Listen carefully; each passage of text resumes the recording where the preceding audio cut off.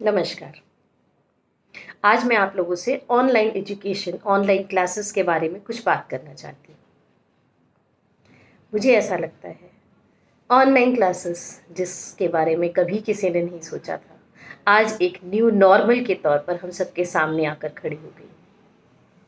Teachers ने भी इसकी कोई फॉर्मल एजुकेशन या ट्रेनिंग नहीं ली थी, लेकिन आज वो अपनी तरफ से बहुत कोशिश कर रहे हैं और ज़ूम या गूगल मीट या जिस भी ऐप पर वो पढ़ाने की कोशिश कर रहे हैं, अपना पूरा प्रयास कर रहे हैं कि बच्चों को अच्छे से समझ में आए।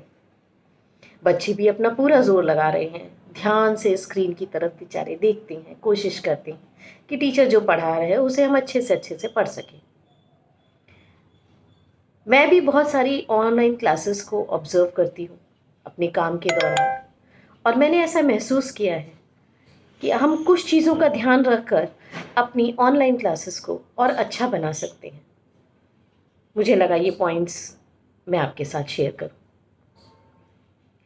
ऐसा नहीं है टीचर्स ऐसा करते नहीं हैं, लेकिन कभी ऐसा होता है जैसे कुछ चीज़ें कुछ लोग कर रहे हैं, कुछ चीज़ें किसी से मिस हो रही हैं, या मैंने कुछ चीज़ें ऑनलाइन देखी, तो मुझे लगा ये सब अगर मैं शेयर करती हूँ तो शायद इससे कुछ लोगों को अच्छा लगे, फ़ायदा भी हो।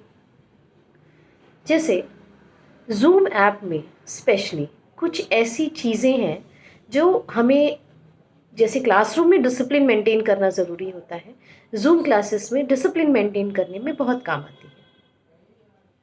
जिसमें जैसे एक आपका स्क्रीन शेयरिंग का ऑप्शन आता है, जिसमें टीचर जब कुछ पढ़ा रहा है तो वो स्क्रीन शेयर करके बच्चों को दिखाता है और समझाता है। लेकिन अगर वो स्क्रीन शेयरिंग का ऑप्शन खुला रह जाता है, खुला रह जाना मतलब पार्टिसिपेंट्स को उसकी अथॉरिटी होती है कि वो भी कुछ शेयर कर सकती हैं, तो ऐसे में बच्चा कुछ भी शेयर करके आपकी क्लास में डिस्टर्बेंस क्रिएट कर सकता है। तो आप अपना स्क्रीन शेयरिंग का ऑप्शन लॉक करके रखें। वो सिर्फ उसकी वो सिर्फ होस्ट के हाथ में होना चाहिए, वो अपनी स्क्रीन शेयर कर सके। दूसरा, आप अपनी क्लास में किसको एंट्री देना चाहते हैं ये होस्ट के हाथ में है। तो आप वेटिंग रूम क्रिएट करिए और उसमें उन्हीं बच्चों को एंट्री दीजिए जो आपकी क्लास में अपने नाम और क्लास के साथ एंटर होते हैं। तो किसी और के आपकी क्लास में एंटर होने का सवाल ही नहीं होता। तीसरा, म्यूट करना आपके हाथ में होना चाहिए। बच्चा अगर अनम्यूट होना चाहता है तो वो आपसे रिक्वेस्ट करे मैसेज करके, फिर आप उसे अनम्यूट करें और वो अपनी बात कहे। नाउ मैसेज करना भी एक बहुत इम्पॉर्टेंट पार्ट है, क्योंकि अगर आप मैसेज को एवरीवन के लिए खुला छोड़ देते हैं तो फिर जो भी बच्चा उसमें जो लिख रहा है वो सबको दिखाई देता है। ऐसे में बच्चा अगर कुछ गलत लिख रहा है या बिना मतलब क्लास में इनडिसिप्लिन क्रिएट करने की कोशिश कर रहा है तो वो उसमें सफल हो जाएगा। तो आप क्या कर सकते हैं, आप उस मैसेज को होस्ट ओनली पर लॉक कर सकते हैं। तो जो भी मैसेज कोई भी बच्चा लिखेगा वो सिर्फ और सिर्फ आपके पास आएगा। इससे भी क्लास में एक चैटिंग की जो बातचीत की प्रॉब्लम होती है वो नहीं होगी। उसके अलावा आपने देखा होगा बच्चे अजीब अजीब सी डीपीस लगाकर क्लास में एंटर होते हैं, कैमरास ऑफ कर देते हैं। पहले तो आपकी क्लास में कैमरा ऑन करना एक कंपलसरी फैक्टर, ग्राउंड रूल की तरह होना चाहिए। दूसरा, आप चाहें तो आप सिस्टम में लॉक कर सकते हैं डीपीस। डीपी पर जो फ़ोटो लगी है वो आप लॉक कर सकते हैं, तो वो डीपी की जो फ़ोटोज़ हैं वो विजिबल नहीं होंगी।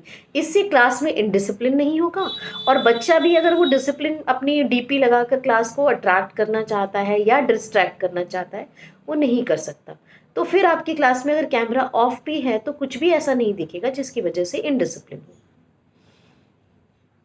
ये तो हुई ग्राउंड रूल्स की बात। फिर जब आप क्लास ले रहे होते हैं उस वक्त बच्चों पर नज़र रखना काफ़ी मुश्किल है, खास तौर से उन टीचर्स के लिए जो मोबाइल से क्लास लेते हैं। लैपटॉप से फिर भी एक स्क्रीन पर आपको काफ़ी बच्चे एक साथ दिखाई देते हैं, जबकि लैपटॉप मोबाइल में ऐसा नहीं होता। इसमें टीचर को थोड़ा सा अपनी चालाकी से काम लेना पड़ेगा। जैसे जब आप क्लास ले रहे हैं तो आप बीच बीच में जैसे स्क्रॉल कर कर तो देख सकते हैं कि कौन सा बच्चा क्या कर रहा है अपनी एक्सप्लेनेशन के दौरान, क्योंकि उस वक्त आप कैमरे पर बच्चों को विजिबल होते हैं। आप जो स्क्रॉल कर रहे हैं वो बच्चे को नहीं दिखेगा, तो आप नज़र रख सकते हैं आपकी बातचीत और अपने एक्सप्लेनेशन के दौरान कि बच्चे क्या कर रहे हैं, और उन पर नज़र रखकर उनको टोक सकते हैं, और टोकते रहना चाहिए बीच में। उसके अलावा कई बार हमारा ध्यान, टीचर का ध्यान बोर्ड पर लिखते समय होता है या उसका ध्यान एक्सप्लेनेशन में होता है। तो बीच बीच में आपको उन बच्चों का नाम लेते रहना चाहिए जो आपकी क्लास में हैं। कभी भी पढ़ाते पढ़ाते, जैसे सपोज करिए कि आपकी क्लास में कोई अनीता नाम का बच्ची है, तो आपने पढ़ाते पढ़ाते बीच में बोला, क्यों अनीता, सही है ना? फिर दूसरी बार जब आपने कहा तो आपने दूसरे बच्चे का नाम लिया, है ना? अच्छा बेटा आप बताइए, ठीक है ना? अच्छा अपना थम्स अप दिखाइए। बच्चा जो है तुरंत अगर रिस्पॉन्स कर रहा है तो अच्छी बात, अगर नहीं करता है तो आप तुरंत टोक सकते हैं कि बेटा आप अटेंटिव नहीं है, कि आपने रिस्पॉन्ड नहीं किया। जहां आपने 2 या 3 बच्चों को रिस्पॉन्स के लिए टोका, बाकी बच्चे तुरंत अलर्ट हो जाएंगे कि इसका मतलब सर या मैडम हमसे पूछ रही हैं, और फिर वो अटेंटिव होकर आपकी बात सुनेंगे। बच्चों को बीच बीच में टोकते रहना बहुत ज़रूरी है। देखिए बच्चे घर पर हैं, वहाँ बहुत डिस्टर्बेंस उनके आसपास हो सकता है, लेकिन फिर भी एज अ टीचर हमारी जिम्मेदारी बनती है कि हम उन्हें ये एहसास कराएं कि चाहे हम स्क्रीन पर हैं या क्लास पर हैं, बेटा हमारी नज़र आप पर बनी हुई है। मैं समझ सकती हूँ ये आसान नहीं है, बट ये नामुमकिन भी नहीं है। टीचर का सिर्फ नाम ले लेना उस समय उस बच्चे को एकदम हिला देता है कि सर इसका मतलब मुझे देख रहे हैं क्या। और आप 2 या 3 नाम लेते हैं, 4 नाम लेते हैं, उसमें कोई ना कोई एक बच्चा ऐसा होता है जो हरकत कर रहा होता है, तो उसे लगता है अरे मेरा नाम लिया, इसका मतलब सर या मैम ने मुझे देख लिया। इन छोटी छोटी चीज़ों से आप कोशिश करेंगे तो आपके बच्चे अटेंटिव हो सकेंगे। फिर जूम का एक सेशन 40 मिनट्स का होता है। बीच में आपने जब कुछ देर पढ़ा लिया, उसके बाद आप चाहें तो बच्चों को अपनी कॉपी दिखाने के लिए बोलिए। आप बच्चों के नाम बुलाइए और बोलिए बेटा दिखाइए आपने क्या नोट किया, क्या लिखा। अच्छा चलो आप पढ़ के सुनाओ आपने जो लिखा है। इस तरीके के छोटे छोटे जो इंटरेक्शंस होंगे, उससे बच्चों को अलर्ट होना मजबूरी हो जाएगी, और उससे वो धीरे धीरे रेगुलर बेसिस पर अलर्ट होने लगेंगे और आपकी क्लास इंटरेक्टिव और इंटरेस्टिंग हो जाएगी। कभी कभी बीच में आप बच्चों के बारे में भी पूछ सकते हैं। जैसे आपने देखा कोई बच्चा 1-2 दिन से नहीं आ रहा था, अचानक उस दिन आपने उसे देखा, तो आप जरा सा उसके हाल चाल ले लीजिए, पूछ लीजिए क्या हाल है, तबीयत तो ठीक है, आप नहीं आए। एक अंडरस्टैंडिंग, एक लेवल, एक कांटेक्ट, एक बॉन्डिंग बनाना बहुत ज़्यादा ज़रूरी है, क्योंकि एक तो ऑनलाइन में वैसे भी बच्चों को ये लगने लगा है कि वो टीचर्स के संपर्क में नहीं है। तो अगर ऑनलाइन में जब वो आपके सामने होते हैं, 2 शब्द आपके अगर उनको प्यार के मिलते रहेंगे, तो वो ज़रूर आपसे बंधे रहेंगे। आप अपने 40 मिनट की क्लास को इस तरीके से मान लीजिए कि बच्चे को आपसे इंटरेक्ट करने का थोड़ा सा समय ज़रूर मिले, जिसमें आप पिछले दिन की बातें पूछ सकते हैं, कॉपी में क्या काम किया है पूछ सकते हैं, कभी कभी हाल चाल भी ले सकते हैं। थोड़ा बहुत इंटरेक्शन बच्चों को आपके प्रति अट्रैक्ट करेगा, आपके साथ एक बॉन्डिंग डेवलप करेगा, और बच्चे ज़रूर आपकी क्लास में इंटरेस्ट लेकर पढ़ना शुरू करेंगे। कोशिश करके देखिए। ऑनलाइन क्लासेस को मुमकिन भी आप ही ने बनाया है, ऑनलाइन क्लासेस को इंटरेस्टिंग भी आप ही बना सकते हैं। हाँ, पेरेंट्स के सहयोग की हमेशा ज़रूरत है।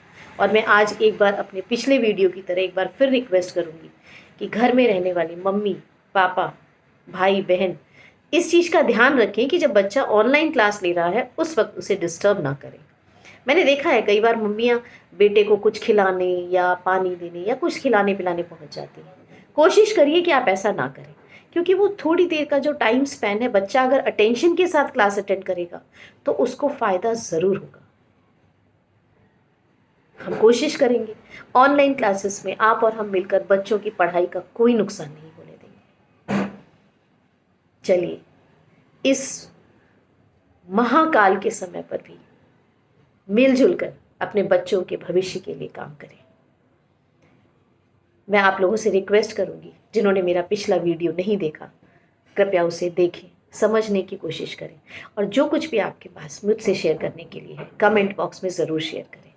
मुझे आप लोगों के कमेंट्स का इंतज़ार रहेगा। नमस्कार।